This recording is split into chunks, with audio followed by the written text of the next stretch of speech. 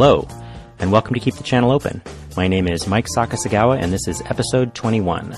This week I'm talking with photographer Kurt Simonson. Now, the first time I ever saw Kurt's work was at the 2014 Medium Festival, where he was the second site lecturer for that year. What that is each year the visiting reviewers at the festival select one of the artists participating in the portfolio reviews to come back and give a presentation about their work at the next year's festival. And in 2014, that was Kurt. And what has stuck in my mind about the talk he gave that day is that he said the common theme running through all of his work is the idea of longing. He showed us images from a number of series that day, one called the Northwoods Journals, which is about his family and the place he grew up, one called I Love You Man, which is a series of portraits of his close friends that explores the phenomenon of platonic male friendship, and then a third series called A Thin Silence, which is about a shared religious community in England and Sweden. And in each of these series, he's looking at this desire we all have for human connection and the different ways that manifests. So, late last year, 2015, Kurt's Northwoods Journals project was made into a book published by Flash Powder Projects. And as you'll hear, that's what we spent most of our conversation talking about. It's a fantastic book, one of my favorite recent photo books, and I can tell you it's definitely got my highest recommendation. I'll just read you the series statement from his website. I must have been 10 or 11 years old when I first ran across the peculiar envelope that bore my grandmother's shaky handwriting, not to be opened until my death. Tucked into her top dresser drawer amidst other valuables, its striking phrase burned into my memory at a young age.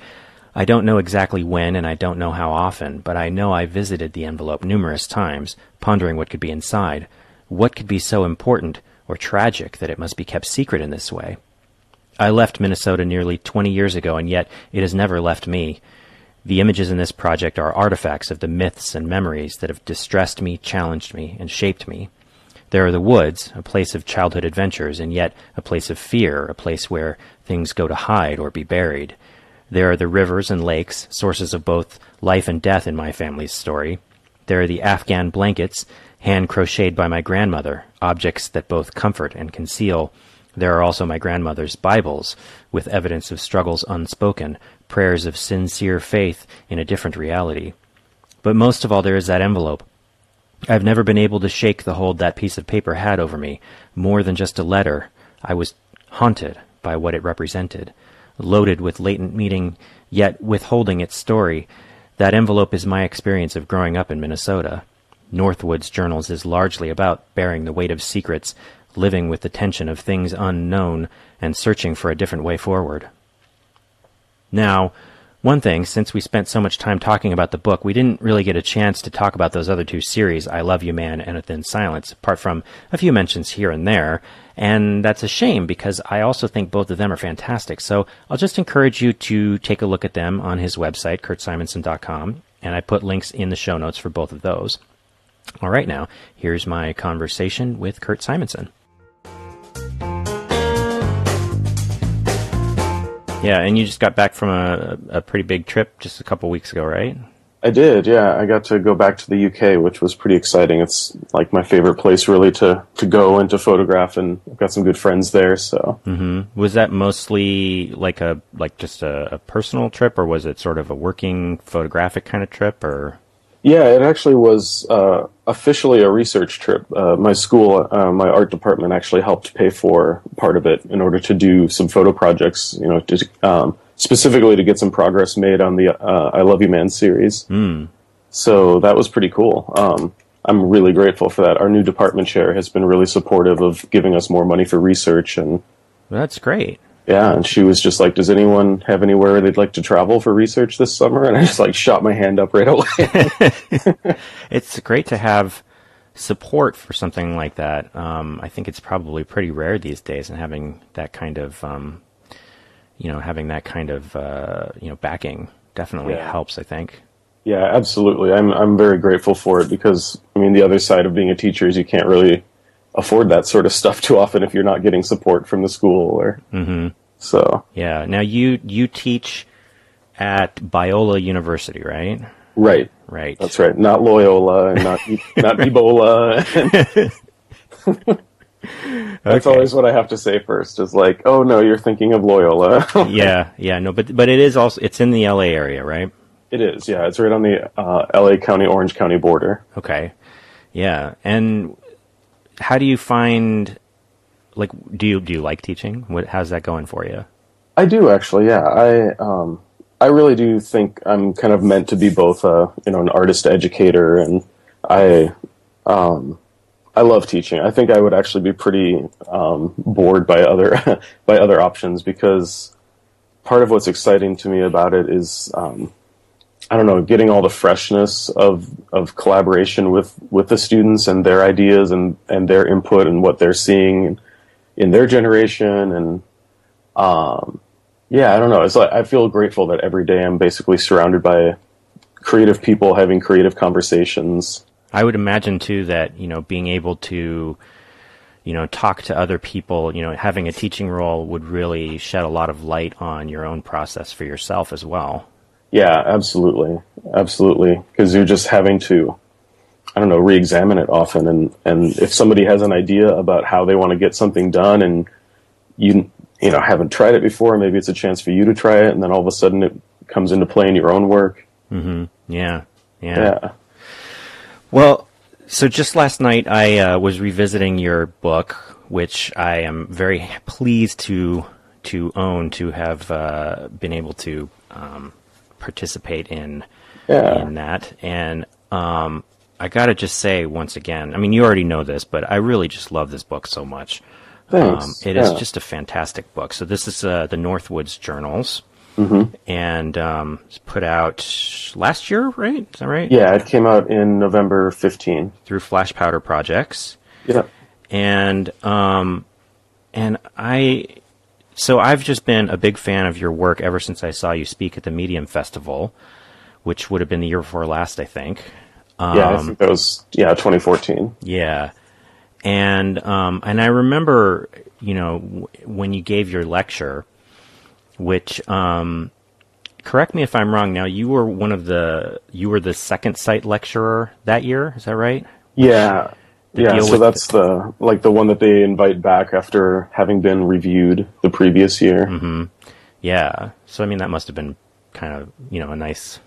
It was. I was very grateful and kind of humbled by that, because I think about just, who else was around me in the review pool that year too. And mm-hmm. it was really exciting to be asked back for that reason. So, yeah. Yeah. Well, I mean, I tell you what, your lecture was really one of my favorites that year as well. Oh, that's cool. Which was cool. Well, it was good and bad maybe because it was the first one. Right. But I mean, I liked all of the ones that I saw, but yours was really a standout for me. Nice.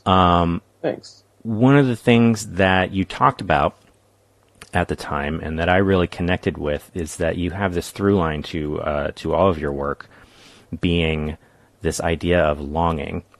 Yeah. And that just seems like something I think that is something that so many people can relate to, having that feeling of yearning, of being pulled towards something and not really being able to articulate it.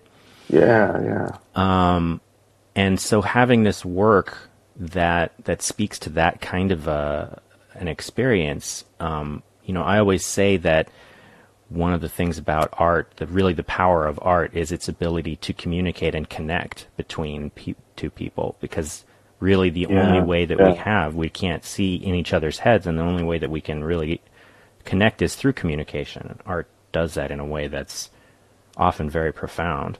Yeah, absolutely. It can create layers of communication that are a lot more complex and, inexplicable with words, really, even. So, yeah. Yeah. So this book, I mean, first of all, just as an object, it's really something. I've seen at this point, a fair number of photo books, and I have a decent sized collection now. I probably have maybe 20 or 30 of them now.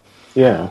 But just as a physical object, this is an impressive thing. And as I recall, I talked to you about this before. You were really involved a lot in the design from the ground up. I was, yeah. Yeah, it was absolutely important to me that it was a kind of an art object in and of itself. I really wanted this to be an artist book. Mm-hmm. I always knew that this project would be a book. And it's a long-term project. I'd been shooting for it for probably 15 years. I think about 13, 14 years before really knowing what it was really about or something. And, mm-hmm. But I knew it would be a book. I mean, I even had that in the title of it from the very beginning, the idea of a journal. Mm-hmm. And so for me, it was tied to a lot of things. I'm also very big on experiential exhibitions. Like if I'm going to have an exhibition of the work, making you walk around and through things and maybe touch or see things that engage you in other ways than just simply staring at the image. Mm-hmm. So I think, I wanted to translate that into the book as well. Like how can I have some tactile elements, some textures like on the cover, fold out elements, things like that. Yeah. Yeah, I mean, I'm holding it in my hands as we're speaking right now. That was one of the first things that you really notice about it. You pick it up, and the texture of the cover, combined with the sort of wood grain image that makes up the cover, it stands out pretty noticeably. Yeah, and then the first thing you see when you open it up is this. Even the end papers. You're doing stuff with the end papers here, where the end papers are. It's a theme throughout the book, these hand crocheted Afghan blankets. Yeah. I really wanted to have this kind of play between like hard and soft and visual texture and literal texture. So mm-hmm. for sure, and at one point, if I could have had an actual like crocheted blanket cover, I probably would have done that. But I'm actually really pleased with the way that the process kind of took turns and ended up doing this way with like the wood front and the crocheted insides. So, mm-hmm. Yeah. This book, I mentioned longing. And it is such a powerful theme through this book. What you're doing here, you're looking at your own family, which is, for me, I mean, obviously, if anybody knows my work, that's obviously a theme for me as well. Yeah, but it's something that I always find very potent, this ability for artists to be able to find ways of taking super personal things that is, your family, this is super specific to you, and mm-hmm. yet, like I'm not from Minnesota. I don't really know what it's like to live in the winter, and there's a lot of winter imagery in here. I don't. It's a very different, on some levels, very different experience from my own family experience. But then there are all these little things that really, they are common. They're universal, mm-hmm. and I just find it, really compelling, sort of seductive. Yeah, I love hearing that. I know that definitely was very intentional. Like I don't know, I was torn a lot between should I emphasize as the project developed like the Minnesota aspect or the family aspect or both, or should I get too concerned about which one is fronting, and I eventually just kept coming back to what I've always felt about photography, that kind of quote that gets thrown around with Diane Arbus about the more specific, the more personal it is, the more universal it will be. Mm-hmm. And I thought, well, there's a lot of work about Minnesota. I mean, there's a lot of ways people can do things about kind of the quirkiness of the culture or whatever. But I didn't want to fall into stereotypes about that, and I didn't want to just have another beautiful nature book about Minnesota. Mm-hmm. I think the earliest version of the project, I even tried to, the first couple of years of this project, I was trying to do it for my MFA thesis, and my committee in my MFA just like shot me down because it really was just kind of sentimental landscape imagery. Mm-hmm. So I finally kind of realized, the potency of this is the personal nature. In fact, the very specific personal nature of this one envelope and this one letter, and then how it speaks to one family. But then all those little things become, I don't know, touchstones or symbols that people can grab onto in their own families. Mm-hmm. Yeah, it's interesting. I mean, you just said a bunch of stuff that I wanted to get back to. The thing like you just said about the process of discovery. I mean, I find it so interesting to hear how people work. Yeah. And I feel like I've talked to a bunch of people now where a project that they're working on, you know, may even be conceived of as a project, but that it ends up being something different from what you expected it to be in the beginning. That is like, it's such an interesting idea, I think, for a lot of people, especially, you know, I know for myself, thinking about art as a younger person before I was trying to do it myself, that you have this sort of impression of these sort of, you know, geniuses on a mountain sort of have sort of everything figured out before they start. Right. But in reality, it doesn't really work out that way a lot of times. Yeah. Yeah, absolutely. I mean, I think I was grateful because of pretty much all of my teachers and mentors early on in, even my like photography mentor in high school and my teachers in college were very, process based, and they kind of just taught me early on, like, just go with the process, like, see where it takes you. Don't get so hung up on your goal of what you want it to be, because maybe it will end up that way, or maybe it'll take 1,000 turns and be somewhere a lot better. I guess kind of like a phrase that was used a lot in my school was follow the work, or like listen to the work and kind of just see where it's leading you.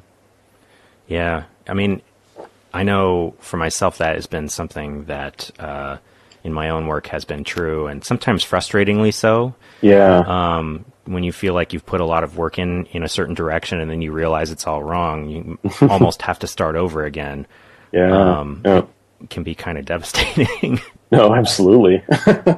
Absolutely. Like that whole, I don't know, letting go of control. Like that's something it seems like artists are having to constantly be reminded of, and then we try to remind everyone else about that. That's a very human thing to want to control it, but art doesn't like to be controlled. Yeah. I'm always sort of like, you know, occasionally I run into somebody who really does just sort of plan out a thing, and then that's the thing, and it turns out good, and I'm just like, what? Okay. I don't know. I always chalk that up to, like, you know, are you just like a crazy type A personality? Like, wow, I could maybe learn some things from you, but that's not me. Yeah. When I meet that type of person too. Yeah. And when you know, another thing that you mentioned here was that, you know, you weren't sure at first what you wanted it to be, more focused on family, more focused on Minnesota. Yeah. And I think, you know, one of the things I think that really works about it is that you really are doing both of those things, because, you know, when you talk about specificity, your family and your experience are certainly very informed by the culture and landscape of Minnesota. Yeah. And that really comes through in the images, I feel.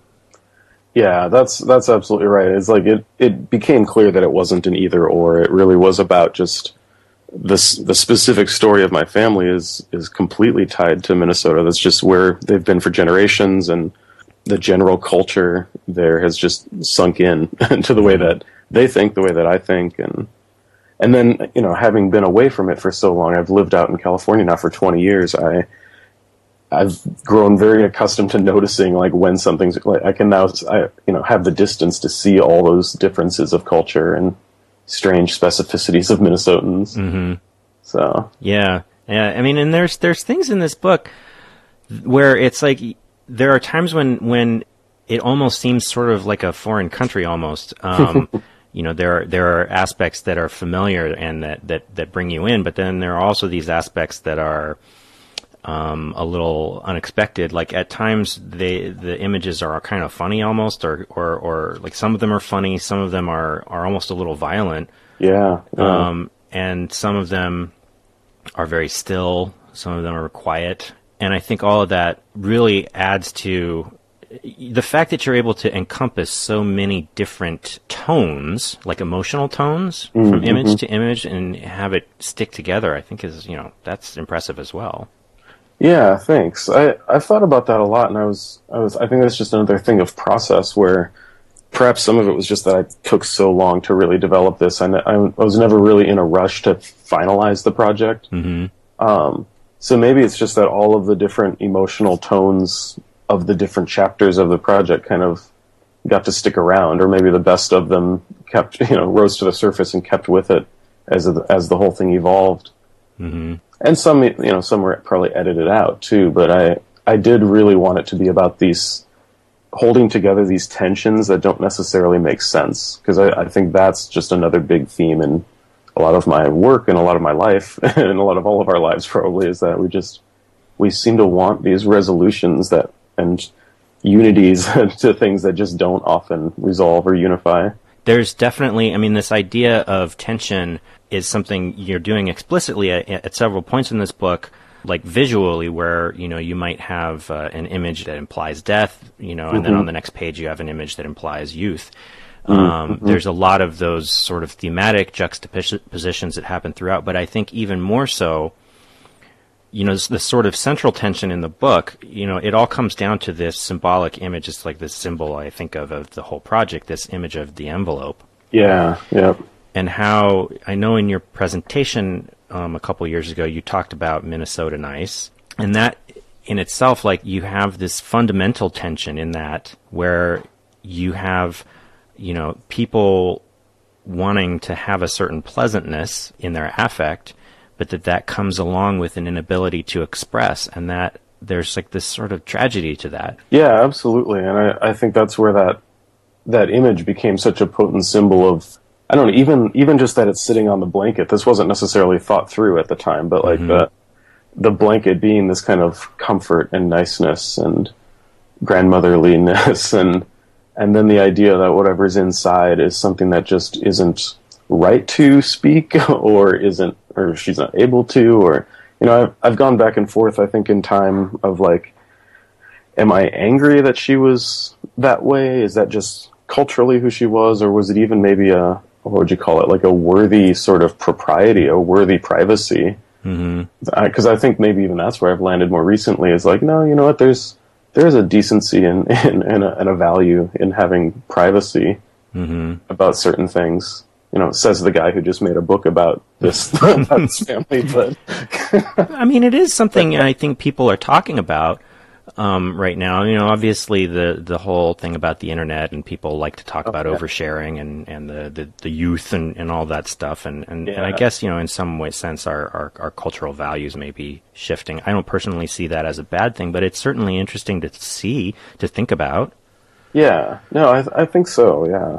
And I think in this sense, like, when I'm looking at that picture right now, and when I look at that picture, I've started talking about the project more in terms of communication and family communication, maybe, than about the idea of secrets. Because I think if I focus too much on talking about it as a project about secrets, then somehow this kind of illicit wonder comes in about, like, you imagine that something illicit is going on, or some grand secret is inside this envelope, and yeah, I mean, really, it was just more about communication patterns being difficult.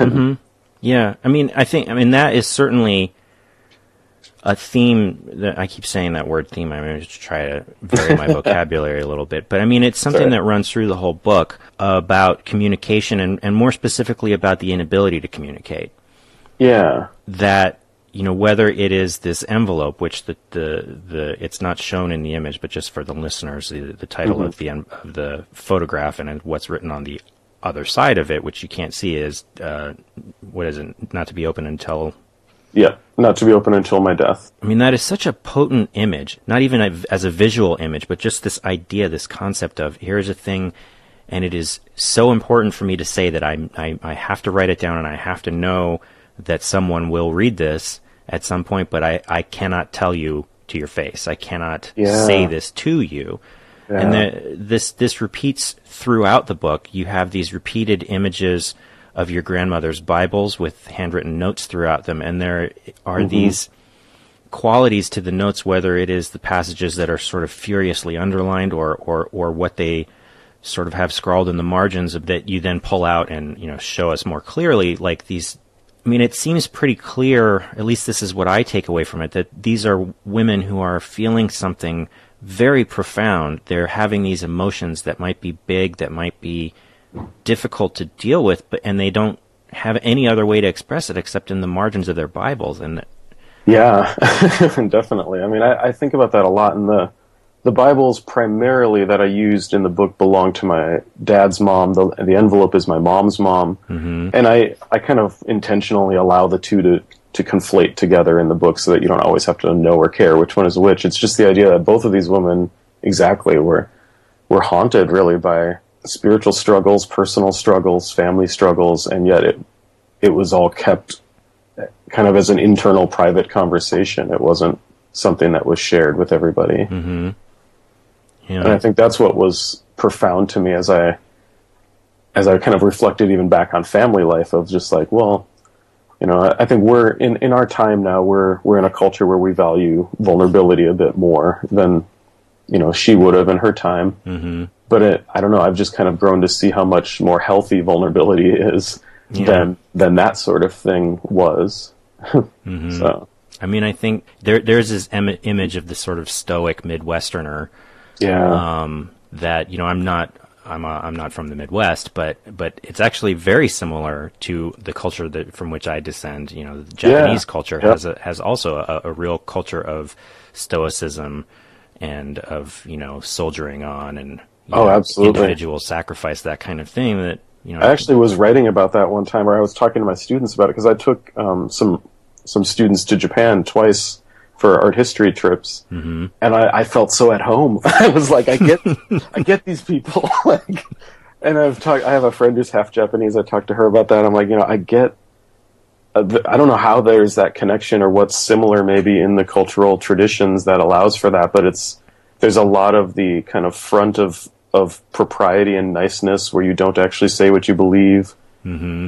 I forget the Japanese word for that. I taught that to the students before we left, but yeah, there's a lot of similarities. It's interesting you say that, because I've always kind of mentioned that too. Yeah, I mean, and when you say, you know, like that vulnerability is maybe a healthier way to be, it's something, you know, I certainly have struggled with that for my whole life, that when you have these cultural roots that go back generations and generations, and these attitudes that even, like, you know, my family has been in California for like 100 years now, but but even so, you can't really help these things being passed on from generation to generation. We all sort of struggle with it. It's even sort of difficult to know, because I feel like you might be able to, I don't know how you feel, but I know for me, like, there can be this recognition that, hey, maybe this other way is healthier, but there's still sort of a reluctance sometimes to say, is that really right to seek out a healthier way?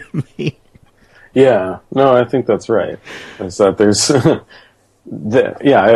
wouldn't doubt that, you know, people in my family background and your family background and other backgrounds like that have seen kind of the potential better way, mm-hmm. but just been fearful of it, or just tradition's easier. Mm-hmm.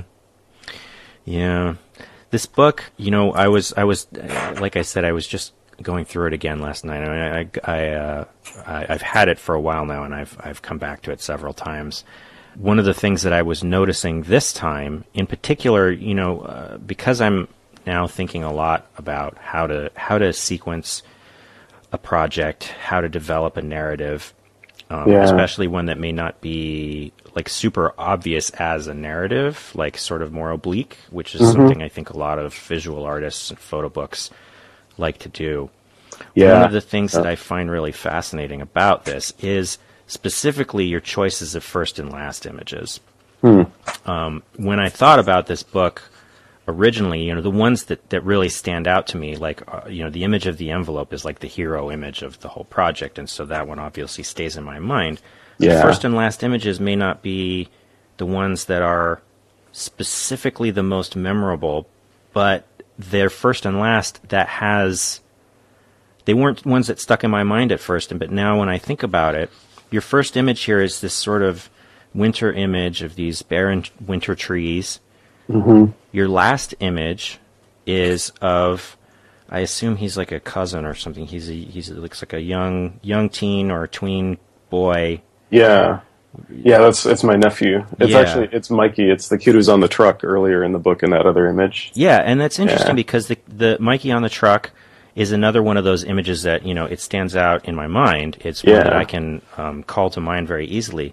This last image of him, he's a little older. He's bundled up for winter. He's standing in the snow, but he's got a smile in his eyes. You can't really see his mouth, but he's got a smile in his eyes. And the fact that you have this book where so much of the book is I don't want to say, I mean, there's a heaviness to it, right? Like you have this idea of a woman who has lived her whole life and never really been able to express properly the things she wished she could express. And you see these other images of, you know, family and these things. And then there are these repeating images of youth as well.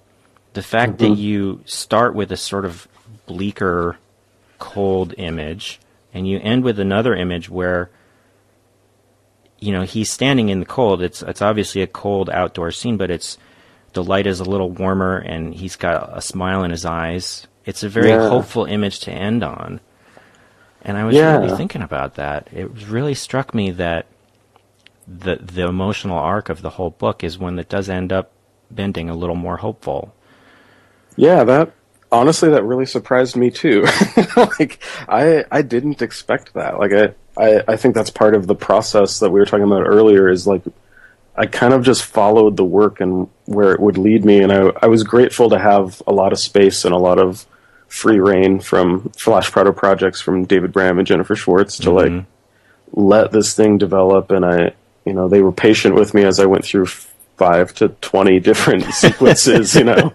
Actually, probably more like 40 different sequences. And I think what ended up striking me, like, you're kind of dead on. I love that you caught that about the choices for the beginning and ending images, because they're not pictures anyone had really ever seen before in the project. I'd never put them online or anything. But I did want to start with this kind of, the one in the very front is like a first person perspective. Like, I'm actually laying in the snow taking that one. And it's more bleak. And then this last one, there's so many things about it. One is that it's Mikey, again, who you've kind of seen throughout the book, but that's also not terribly important that you specifically know it's him. But it is the only one, I think, in the book where somebody's directly making eye contact at you and you can see them. Because, you know, he's looking at you in the truck photo, but he's got a ski mask on and you can barely see his eyes at all. But every other image, especially every image in the book of an adult, they're turned away, so you never see a face. And then with the kids, you start to see their faces, but they're never looking at you. Like, their face is usually turned aside or something. But then I wanted to end with like an outward gaze and an acknowledgement of the viewer. It's also a tie to the middle image, because in the very middle of the book is a Polaroid of me as a kid, and I'm giving the same look basically.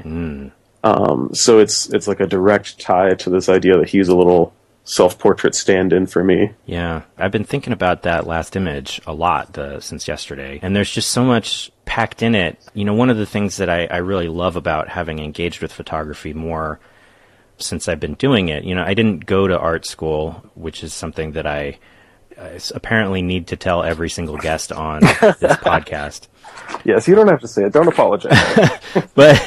But I mean, this, you know, learning a little more about how to read an image and how to, you know, what's in the image and what I can take away from it, what might be intended, what might not be. But it's been really enriching for me. This picture of Mikey at the end here, the title of which is Wind Chill. Yeah. It's really interesting because the way that it reads to me, like he's all bundled up against the cold, which you see Minnesota being here, you know, as an emotional landscape, being something that you might need to sort of gird yourself against to some degree. And the heavy coat sort of speaks to that. And the fact that it's wrapped around his mouth a little bit also, again, kind of speaks a little bit to this idea of this is a way that we are here kind of thing, not talking. But then it's at the look in his eyes sort of breaks all that down. Yeah. And it's what you got to exactly, like, that's one of the things about it that's key to me, that I love seeing that's visible, is that he's muzzled still, like he still doesn't have a visual ability to speak there. But there's a total flip of the openness versus closeness that you see with him with the ski mask, because in the ski mask the mouth is open and the rest of the face is kind of covered. And so it's kind of a fun flip for me to say that something has changed over the course of this narrative, over the course of this journey through the book. There's been something that has shifted, but it's not, I don't know, it's not an easy ending. It's not a simple flip and reverse. There's still tension in it. He's still kind of not speaking. But it's almost, I kind of see it as like the wink. Like there's a wink at the end of at the end of it. That's something. It's the sparkle that you're mentioning in his eyes. That, and I called it wind chill because I did want to try to reference that. Like it was bitterly cold, and a lot of people who grow up in winter will probably recognize that the weather in that scene is extremely cold looking weather. Like, because when the sun is out in winter like that, it often is because you're like below zero or something like that, or like you can't even have precipitation. Or, and then, yeah, just the color of it, the brightness of it, like it's sunshine, but it's cold sunshine, really cold sunshine. Yeah, I mean that's something that I wouldn't have personally. Yeah, I don't have the experience for that, but I mean it's all in the picture there. It's really. I think it's fantastic the way that you're able to do this. There's a lot actually in this book.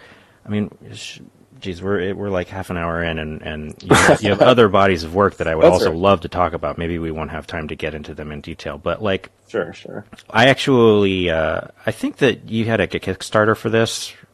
Is that right? No, it was pre-sales, or yeah, it was a pre-sale approach. So one of the things that Jennifer and David with Flash Powder wanted to do was to not rely as much on the Kickstarter model, since it works and it's great, but it's also just beginning to saturate the market, maybe. Right. And all of us in the photo community, we want to support each other. So you start worrying about, well, how many of these things can I afford to support? So what they wanted to do was a pre-sale model that had different incentives, like I would sign them before they were shipped out so that you would get a signed copy.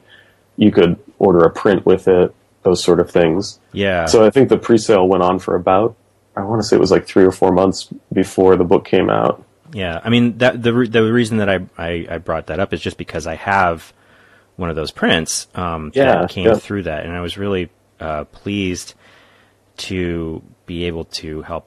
I like supporting artists, but I also just like art. Yeah, totally. And that print is this image. It's on page 109, and the title of it is Brook. Yeah. And so that is also because I have that print separate from the book, is always also one that I think about a lot. And it's this image of your niece, I guess. Yep. Looking out, she's in the bow of a boat on a river. She's looking out away from the camera in towards the water. She's wearing a life preserver and a bathing suit, and there's a lot in this image that I love that her feet are dirty. Yeah. But then one of the things that I was thinking about with this again, revisiting it last night, is that as much as I had looked through this book a bunch of times, and I've been familiar with the project before, I hadn't actually read the essay at the end until last night. Yeah. And he makes a reference in that essay to the fact that this niece of yours almost drowned at one point. Yeah. And that is something that I find really interesting, because there is really no way that you could know that from the book itself. Like there's hardly any text. You have the little note in the beginning, and then you have the essay at the end, and then a poem in the middle. A lot of the specifics of these things are not really spelled out, right? Which is not, in a lot of cases, not really important. The image is what it is, but I just thought that information puts this specific image, into a really different connotation, context. Yeah. And I was wondering if, I don't know. I mean, I just wanted to know a little bit more about the choice to have that information included in this essay. Yeah. But not included in the narrative itself. It's not even hinted at in any. I checked. It's not even hinted at in any of the image titles. No. In fact, that was actually a difficult decision for me was how to handle that, because it is a really important kind of part of my brother's family's narrative.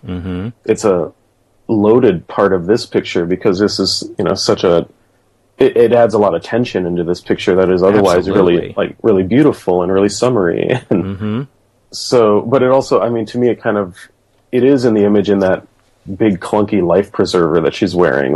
If she didn't have that life preserver on, it would be such a lovely little image of a reclining figure in nature. And instead, this huge kind of ugly orange thing is in the center of the picture. But I also love orange, so it's not ugly if it's orange. But Yeah, so I guess like I was torn because that is a really central story to the whole thing, and I always talk about it in the artist lectures. So I probably made some mention of it, at least in the Medium talk. And Yeah, it was familiar. I just had forgotten about it. Yeah. So the story very briefly, just to try to summarize it, is when she was 2 years old. It was wintertime. They live off of this river. So in fact, in that picture you were just talking about with Mikey called Windchill, he's actually standing on the river. Like that was the river kind of all frozen over and snowed over. So the river is this theme too that shows up a lot, either in the background or literally in the book. But she had gotten out of the house. She was 2, and she kind of just must have made her way out to the river and broke through. And my sister-in-law found her, and she was floating in the frozen river. And so they airlifted her out. She was unconscious, and there was, I think it was about 2 or 3 days worth of like fear of whether she'd be in a coma or whether she had lost, anything in terms of brain damage. And then she just essentially, like, pretty miraculously was fine. She pulled through, and there was no brain damage, and it was just this kind of surreal thing of like, wow, that's pretty much nothing short of a little miracle that she pulled through this. So the river and her kind of have this, history that I love the way that George Slade put it in that essay, that he talked about me kind of bringing her back to that site almost as like a defiant way to reclaim it, or, and she, I don't know, Brooke, my niece, she's very, well, and her name is Brooke, which is that's a whole nother thing. Yeah. But that's eerie in its own way. But I remember, I don't know if I've told this story very much or not, but here we go. When she was probably 4 or 5, which is around the age, I think she's 5 or 6 maybe in this picture, she would ask me if I remember taking the picture of her floating in the river. And I was so taken back by that. It took me a while to realize what she was asking, is that I think in some way, shape, or form she had an out-of-body experience, and she saw herself floating in that river, or has some form of a memory of it somehow. And she thought, well, that picture must be Uncle Kurt's, because he's always taking pictures of whatever I'm doing. So there's also that layer to this, where when I look at this picture, in my head, I think of that statement she made one time of like, oh, you remember the picture you took of me floating in the river? Wow. And it's just kind of a reminder of like the wonderful story of her survival and the defiance that she loves all these things out on the river. She's not afraid of any of that. And, wow. Yeah. Gosh, and it's so interesting too. Like, I mean, everybody always talks about photography and memory, but like, wow. I mean, that. Yeah, she ties photography to her memory somehow there. And I think she's 12 now, or will be this summer. So at this point, I'm interested in going back and asking her at some point maybe more what she thinks about it, or what she remembers, maybe when she's more of a teenager, like what she thinks of it, what she remembers from it. Yeah, childhood memories are such an interesting thing, and we're all so shaped by that stuff. Yeah. And then I think one other thing I was just going to add was that I'm remembering now why it kind of didn't stay at the forefront of the narrative of the book, is that it is kind of its own story that doesn't tie as cleanly to the whole narrative of like communication and family secrets. And so I just thought, well, it's a really fascinating part of the story, but it is also kind of a very moving and attention-getting part of the story. And I felt like every time I tried to slide it in there, it started to take away. It started to take you down a different road, the main theme of it. So yeah, it definitely, you're right. It would make it a different thing. I think also, just in general, the way that you have done this book, which in a lot of ways is not uncommon for photographic series, but it ties really well with the theme here, that so much of this is really just suggested rather than being explicit. And just the power of suggested narrative, like it's always so much more powerful than telling, usually. Telling is the business of photojournalism, and yet even the best photojournalist images, don't specifically tell. They still offer a lot of suggesting. So. Yeah. I think, I'm always really interested in what different art forms allow you to do. And I think it's very interesting the way people think about photography as being the most truthful sort of thing, when really it's not. No. Yeah, we always have to, that's one of those things you kind of have to tackle right away in photo education, is the myth of the truth of photography. And not as some sort of, I don't know what to call it, like a nefarious thing or something that's wrong or horrible about photography, but it's just a thing that we have to be careful about. And careful reading of images is important for every viewer to stop and realize that they're making all these assumptions.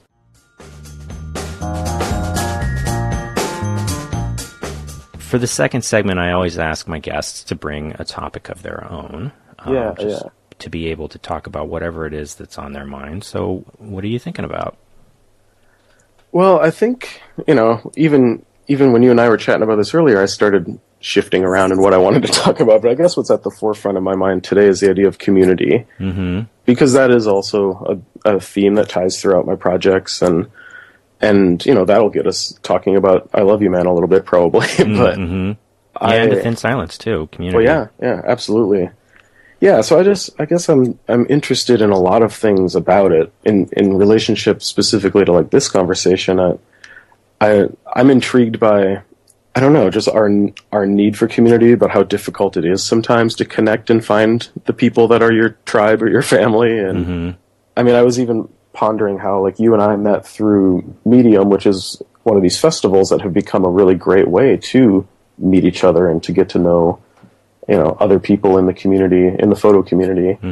And I've talked to a lot of my other friends who are, artists in other mediums, and I think they don't really have as many of those opportunities to feel like a tight-knit community. You don't typically hear people talk about the painting community, but you do hear people talk about the photo community, and what's even a national photo community because of the national nature of these festivals. And yeah, that's true. So I'm intrigued by that, and I just think it's something, I don't know. I guess I don't know what question is in there, but it's it's a subject that I think is important and interesting, and that I've really taken up with my students as a charge. It's interesting, I think community is something that means something so much to so many different types of things to different people. And I know, like, for example, a long time ago, this would have been 13 years ago now, so I have a web forum on my website because my website far predates any sort of artistic aspirations I might have had.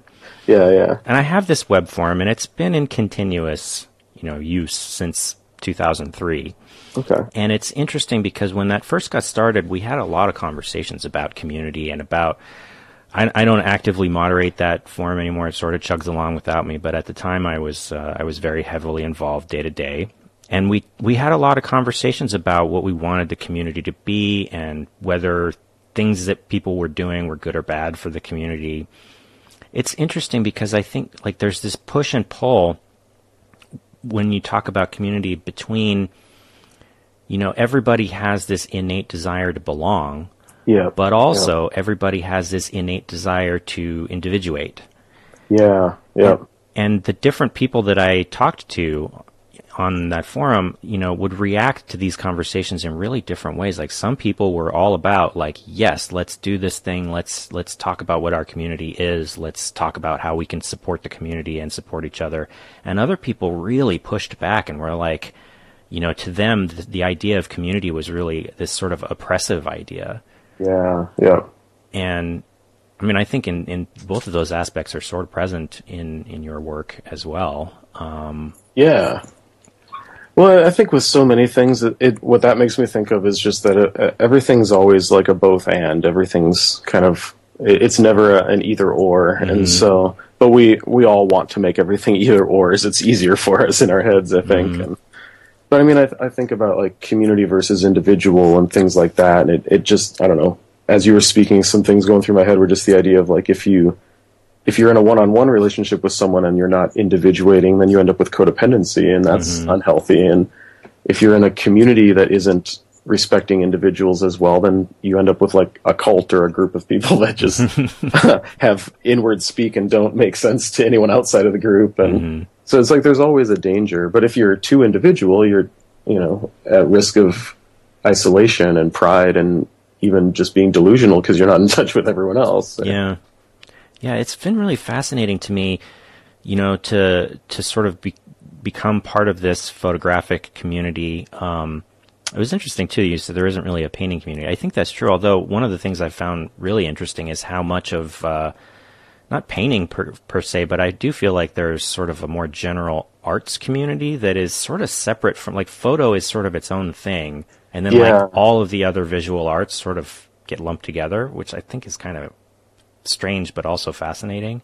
Yeah, that's a whole other topic, because that is interesting. Yeah. But then also, I also write, and so I'm aware of several different writing communities. Yeah. And, it's really been one of the best things about this whole experience of trying to do the things that I do artistically has been in the ability to meet other people who are doing similar things, or even things that are very different.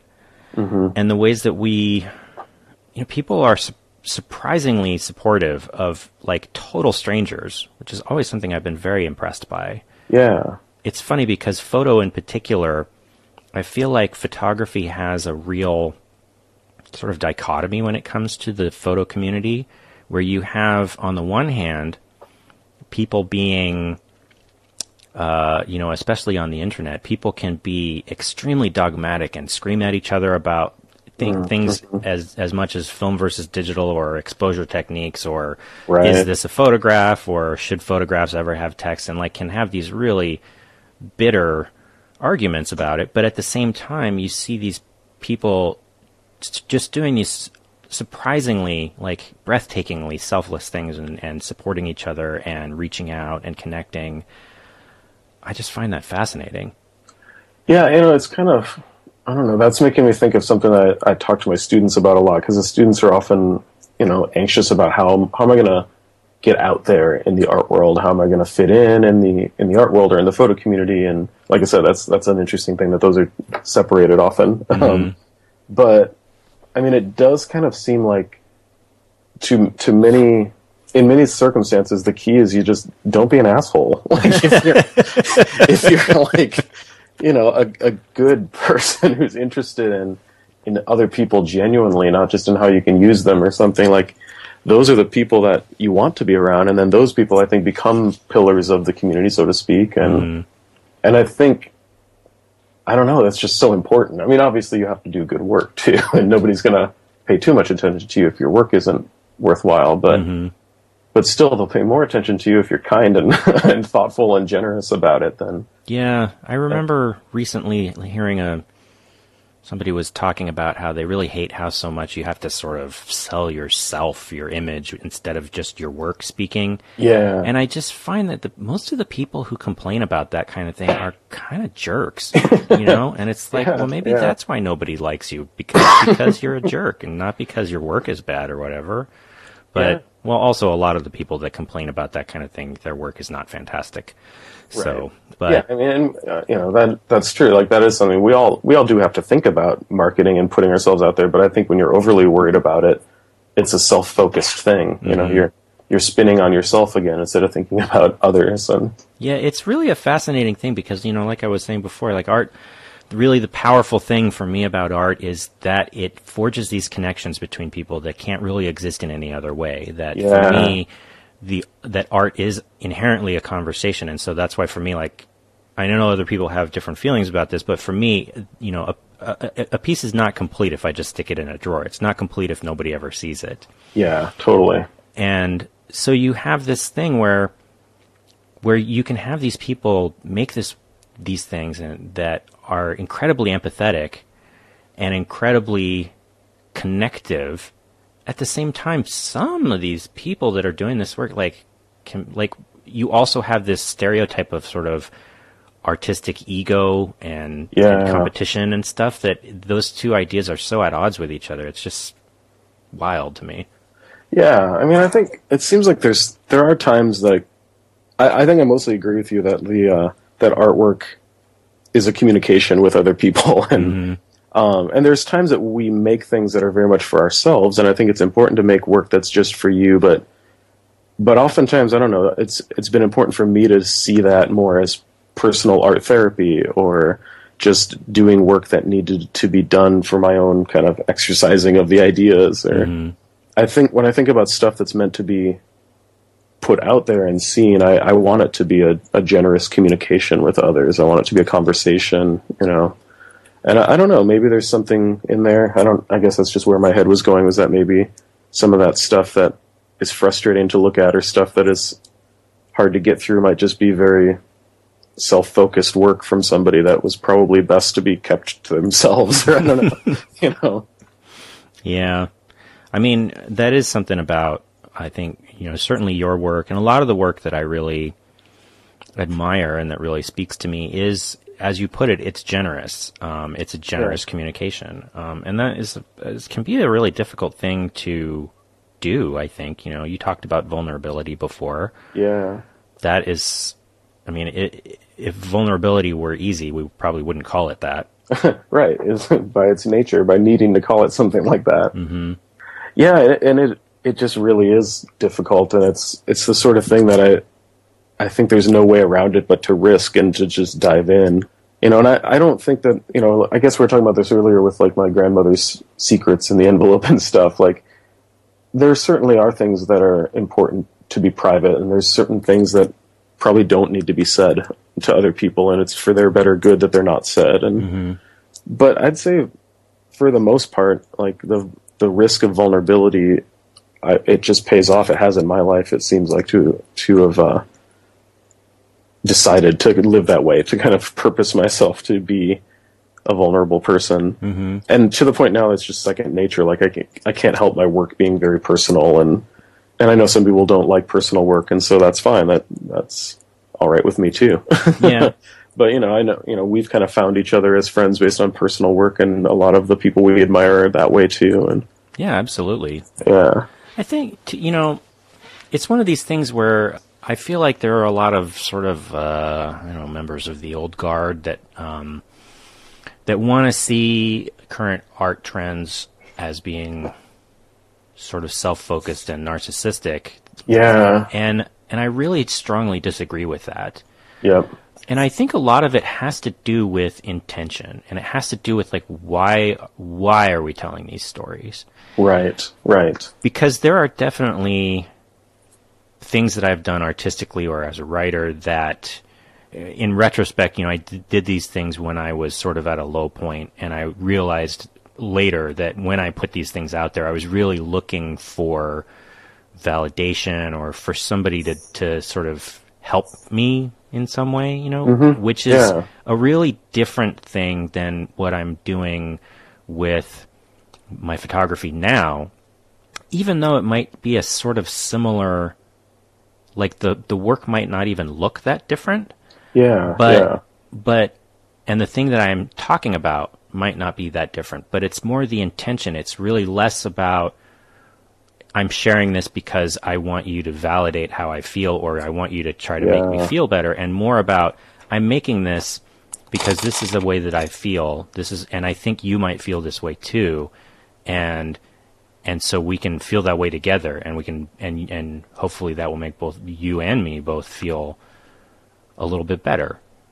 Yeah, I think that's absolutely right. I totally agree with that. I mean, it's like the difference between making something with an agenda or not. You know, nobody really wants to be confronted with somebody else's agenda or need for affirmation, or their need for, you know, signing someone up to their belief system or cause or whatever it is. And so, but I think when it doesn't change the fact that it's still personal, but when that thing that's personal is offered as an open conversation, or it invites you to think about it, you know, it invites the viewer to think about how they connect to it and what they might offer back. Yeah, I think that's absolutely right, because I've thought the same thing, and this is maybe I'm appreciating this. This is a good way to counter that, because I've been told by some of the old guard or some people like that, you know, personal work is just like vomiting or something, or, you know, it's like, we don't need to see this. Why aren't you making something that's more formalist or more universal? Or But yeah, I mean, it comes back to that idea that I think it is more universal if it's personal, and also if it's, maybe the other ingredient in that is if it's done in a spirit of exchange or generosity rather than demand or just selfish vomiting. Maybe that's where it is. If the vomiting is just your own need and is not really concerned with the viewer. Yeah, and you can tell. You can tell when you see stuff, because you do see stuff. Oh yeah, that is very needy, right? Yep. And that is, it's not what I'm trying to do, and it's certainly not what I get from your work. That this isn't needy work. It's not put out there with this like idea that someone's gonna come like pat you on the back or something. It's really is. It's forming a connection, and that's a valuable thing. And I think I've gotten feedback like that before, and especially when I was first starting out, it was extremely discouraging. To feel like you're trying to do something and then have someone tell you that you're just being selfish is, if you don't have enough experience or at least self-worth to be able to to receive that. Like that can be very discouraging. That can be crushing. I think about that a lot as a teacher, actually. That gets back to me, talking earlier at the beginning about how I do really value being a teacher and consider that like a really high calling, because I don't want to be the person to crush those students that are making the, ego-centered kind of needy personal work, because that's part of the process. Like, right. But I do think it's our job as photo teachers, and maybe it's the job of reviewers or critics who care to be more constructive in guiding them through that. Like, it's not. I actually don't think there's anything wrong with making that work. It's probably just not the stuff that's meant to be publicly seen yet. And if you keep working through it, it will lead to something else. Yeah. And it just bugs me so much, because a lot of these people who can do those really sort of horribly crushing things, a lot of times I feel like they sort of couch it in, like, the way that they talk about it is like they're doing people a favor. Right. Like, I'm going to crush your dreams because it's just better for you to know that you're never going to amount to anything anyway, so that you can move on with your life. Right. It's just such a dick thing to say. It is. I hate that. That gets back to the don't be an asshole thing. Yeah. Because instead, like, I don't know, I'm especially as a teacher, I'm much more in favor of like, let's meet you where you're at. Let's honor where you're at and who you're trying to be right now, and you're probably doing the best you can. And let's have you do better. Yeah. And I know, like, you said, and I said, but we both said just a minute ago, like, when you get this kind of negative feedback, it can be difficult, and you can sort of question what you're doing. But I think at the same time, I mean, I've had this experience, and certainly, I'm sure you have had this experience as well. Even I know this because I've been saying this to you the past 45 minutes. That your work matters to me, right? And getting like when someone says like you're just vomiting onto the page or whatever, that can be discouraging. But then at the same time, like these people, they have a different idea of what art should be. And everyone's entitled to their opinion, but you can't also take away from the fact that there are other people for whom this work has mattered very deeply. Yeah. No, I think that's true as well. Yeah. Well, yeah. Maybe that's not a terrible place to end things up.